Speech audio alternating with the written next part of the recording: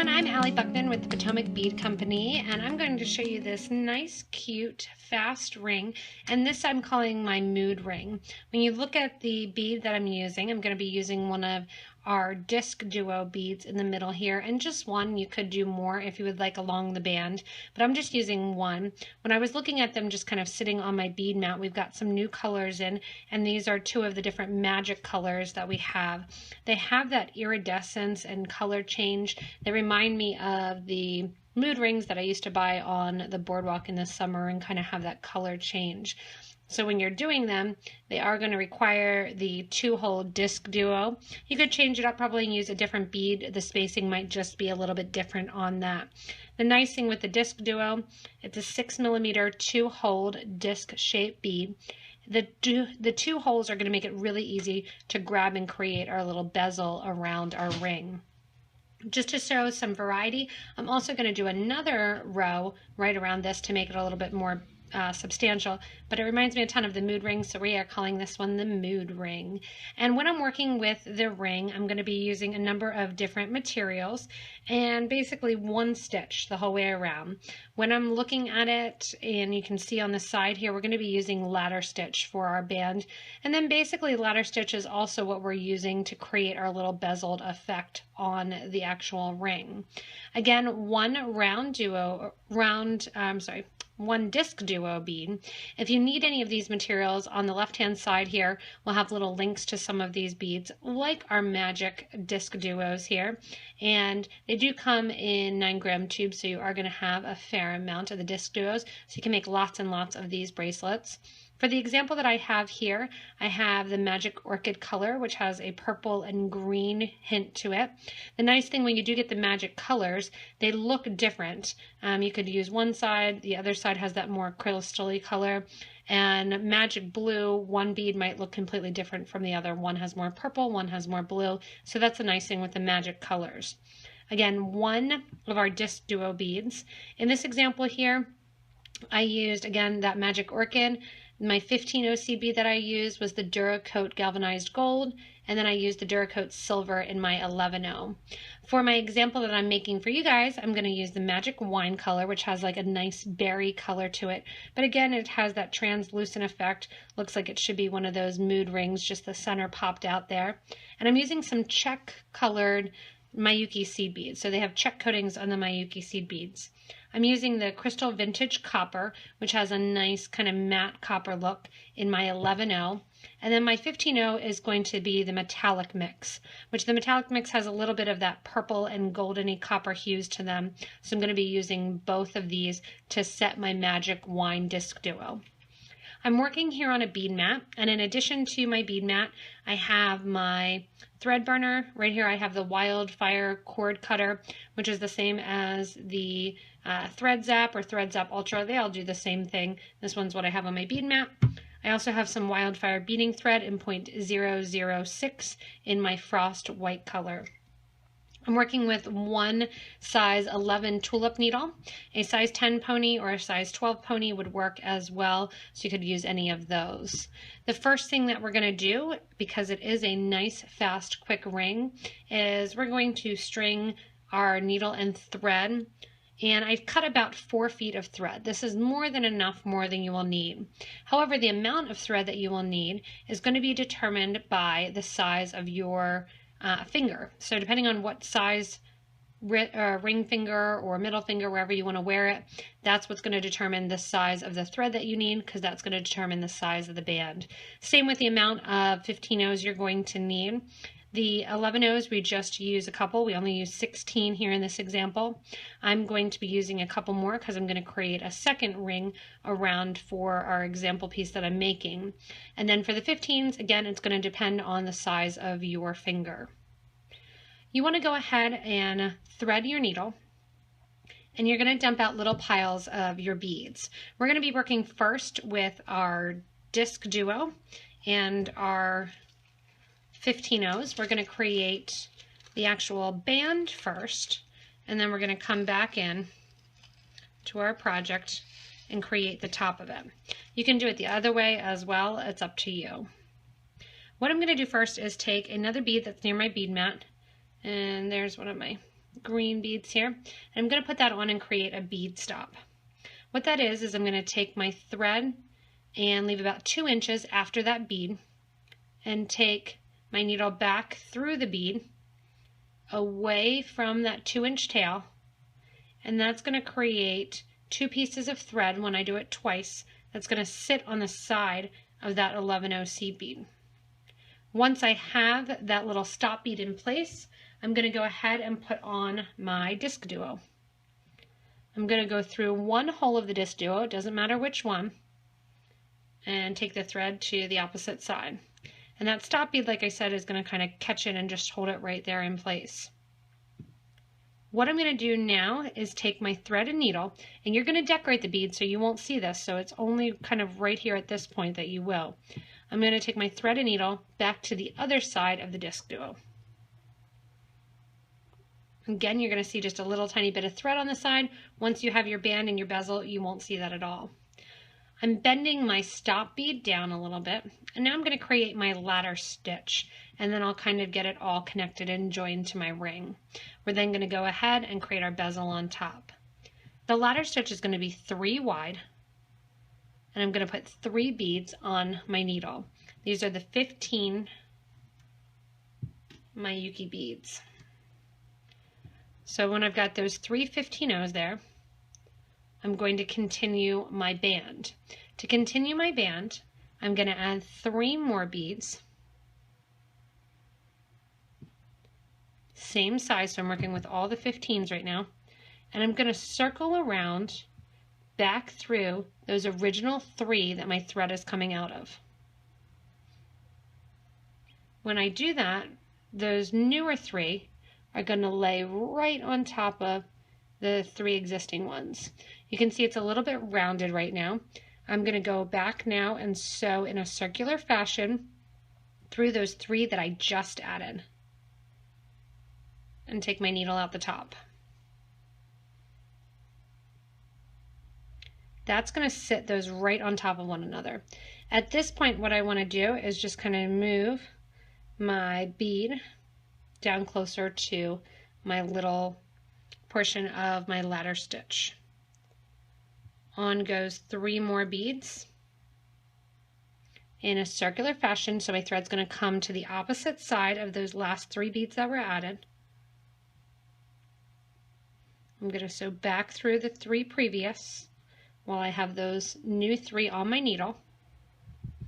Pull the thread and the needle through, get those new 3 to sit right on top of the last, and then maintaining that circle, I'm going to go through the 3 that I just added.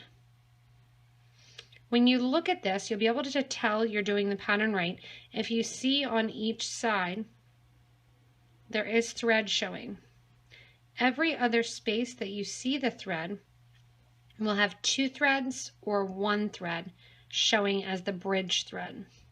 If you're not too familiar with beading, the bridge threads are going to be threads that are shown between the beads. So you can see there's 2 pieces there, and then 1, and then 2. If we flip over to the other side, it's going to be the opposite. You're going to see 1, 2, 1. That's the effect that the ladder stitch gets. I'm going to continue this ladder stitch the whole length of my finger, basically. So this is going to become our band. So I'm going to continue doing that ladder stitch, and you can see I hold it off my bead mat. I think that makes it a lot easier to work with, and I'm also able to pull a lot tighter on that thread. I add my 3 beads, go back through the beads that my thread is coming out of, and then sew back through the 3 beads that I just added. And you want to make this as tight as possible so you don't see a lot of extra thread showing right along. I'm going to continue doing this. Again, we're going to line it up right at the end of our DiscDuo, and you want to make it to fit. So once this last piece is done, we're going to come across here and kind of connect it all in together. Once you have your band the appropriate size, what you're going to do is when you're coming out of the ladder stitch, you're going to stitch straight across to the other side of the DiscDuo.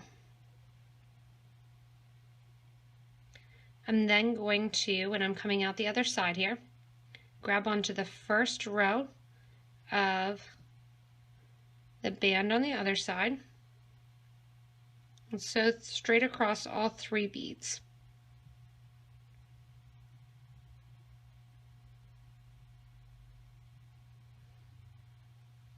When I'm coming out this side then,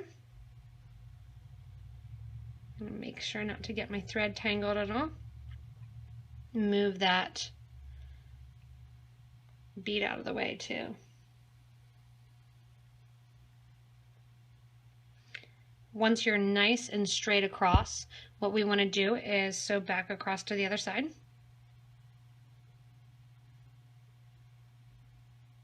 Give a nice tight pull. And sew straight across those 3 on the other side. And that is going to get our band created. As you can see, then you have your little band and you have your DiscDuo right in the center. If you want to keep it really simple, you could even just stop right here. What we're going to do is decorate it up a little bit. To decorate it up, I'm going to take my thread and needle through the DiscDuo to the opposite side. I'm going to pick up my 11O seed beads at this point, and I'm going to add 5 of my 11O seed beads. I'm going to go to the opposite side of the DiscDuo on the side of the ring and go through that hole one more time after adding those 5 beads. When I'm there on the side, closest to the band, I want to add 3 beads and go through the opposite side of the DiscDuo. When I'm out here on the side, I'm going to turn the ring around, add 5 more on the side, come over to the opposite side of the DiscDuo, so my beads circle on the side, and go through. When I'm out here at the end, 3 more beads go on, so back through the DiscDuo. Once I'm to the opposite side and I have all my beads laying along, you can see that they kind of turn up a little bit.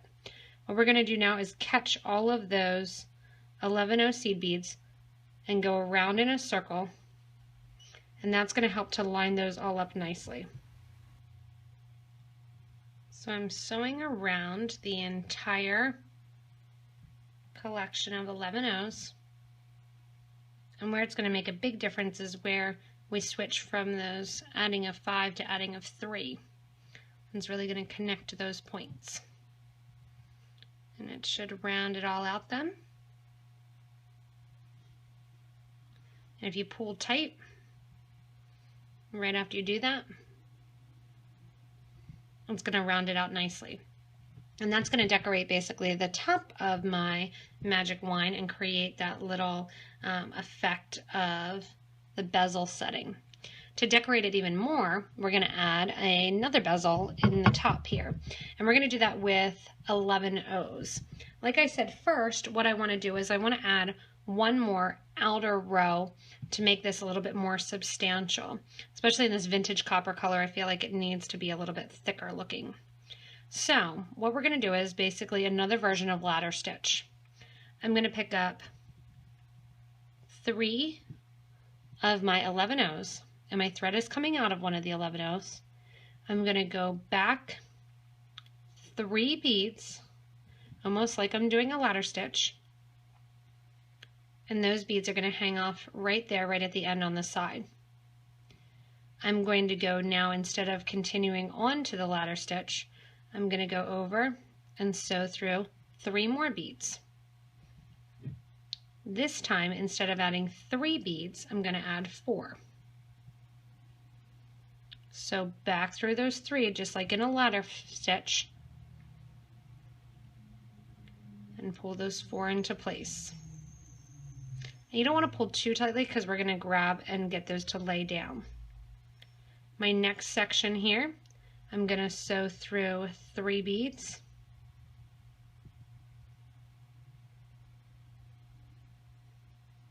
And grab 3.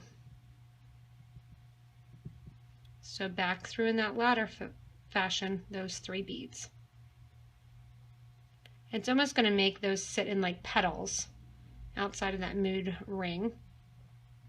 Going to sew through 3 more beads. This time we're going to grab 4. So back through those 3.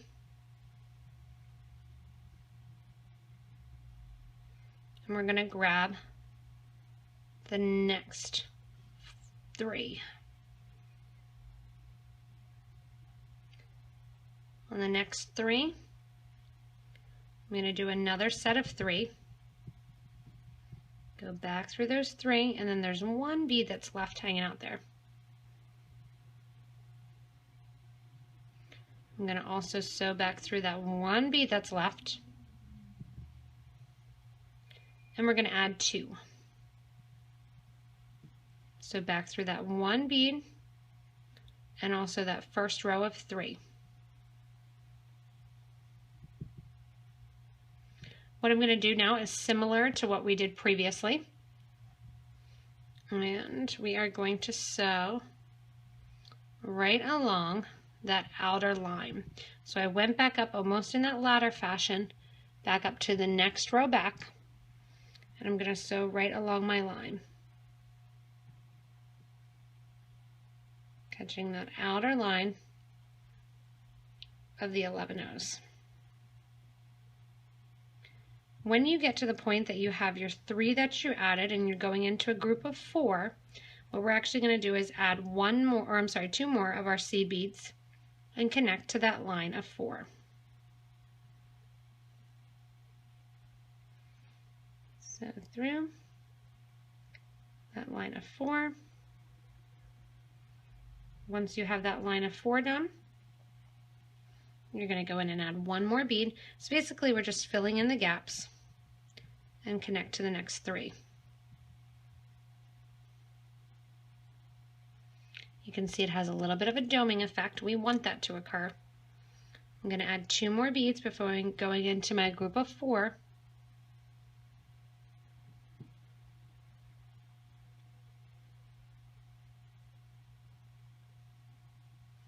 And as I come out that last group of 4, I'm back at the beginning. I want to add 1 more bead. Because I added extra beads, I'm going to reinforce this whole outer row here and pull it down a little bit. Again, I do want that doming effect. I'm going to sew through that outer loop 1 time. Not adding anything right now, just reinforcing. Rings tend to get a lot of wear and tear to them, so you want to give nice tight pulls. And again, kind of force those to sit below. Once you spin around this whole circle, we're going to go back in and add our 15 O's along the top. If you want to, you can skip this second set of seed beads that I added and come back and join us just to put on our 15 O's in the middle. So if you don't want, you just skip and you'll be ready to stay to add those 15s right in the middle of our mood ring. So now that we've got the outer edge done there, we want to get ready to add our inner, and that's going to be in that same ladder fashion. What I want to do is I want to get to a connection point, so I'm going to sew over to where I see a little bit of thread already exposed, and just in that same ladder fashion, I'm going to sew straight through 3 of those beads. For my inner loop, what I'm going to do is I'm going to add 2 beads, sew through 2 beads. And again, that same ladder fashion. So it really is just a ring full of complete ladder stitch. We could have used peyote stitch, which would have hid the thread a little bit more. But this way, you really only need to use ladder stitch and no ladder stitch in order to do this fun little ring. When you add the little ladder stitch sections going in 2 at a time, you're then going to skip over to the next set of 2, pick those up from your first initial strand. Like I said, if you don't like the outer loop and you just want to keep it simple, you're just going to start right up here. I add 2 beads and I sew back through the 2 that my thread's coming out of, and sew through 2 more. Push those beads in towards the center a little bit because we're going to come back and connect to them. 2 more beads get added, and I continue this the whole way around the ring, adding 2 beads at a time and sewing back through those 2 beads that my thread is coming out of, and then sewing through the next 2. So continue this on the whole way around your DiscDuo bead, and then we'll come back and we'll kind of sew them all in place. I'm adding my last 2 of my 15s in place and pushing them right along the top there. Now what I'm going to do to bezel set that nice DiscDuo is what we did to the outer row as well as that inner row of 11s. We are going to go back through and catch and circle around all of those 15s. When I do that, again, it's going to do the same effect. It's going to bring them in nice and tight together and create that nice uniform loop. So I'm coming back along the project and grabbing all of those 15s. You notice I don't pull really tightly until the very end. The nice thing about, like I said, this 2-hole beads, you could do this with a round trio or a round duo as well. Those 2 holes make it really easy to create this bezeling look. Going straight around there. Once I know I'm around all of them, I'm going to pull tightly, give some tension, and there is my little ring created. If you wanted to, you could even add another row of the 15s there on the inner section and kind of create that way as well. But I'm just going to leave it just as it is. The tighter you pull, kind of the less thread you'll see. You do see a little bit of thread here. I have a hard time when I'm right here trying to look through a tiny camera and pay attention to you guys pulling my thread and what I'm saying, pulling the thread nice and tight. Once you do have the thread nice and tightly pulled and everything kind of created right in there and have that fun little mood ring look, what you're going to do is go in then and tie off the thread.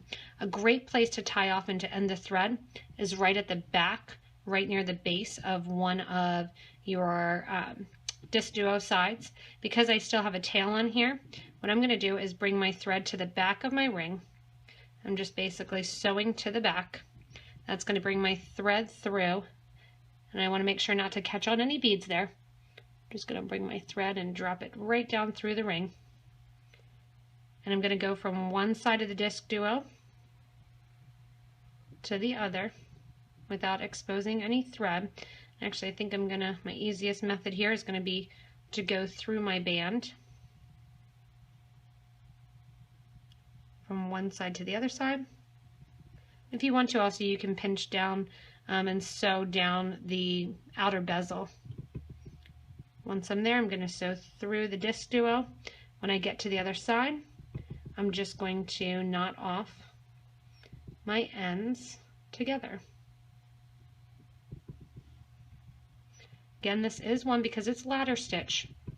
You will see the thread along the sides. So if you want to, I probably should have used black thread in this case, or actually my green thread would have looked the best. Green thread here on the sides.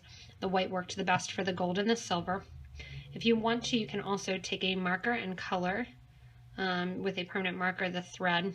Because it is a ring, eventually it will rub off even though it's permanent. It's going to get wear and tear on it. I'm tying some square knots here, tying those thread ends together.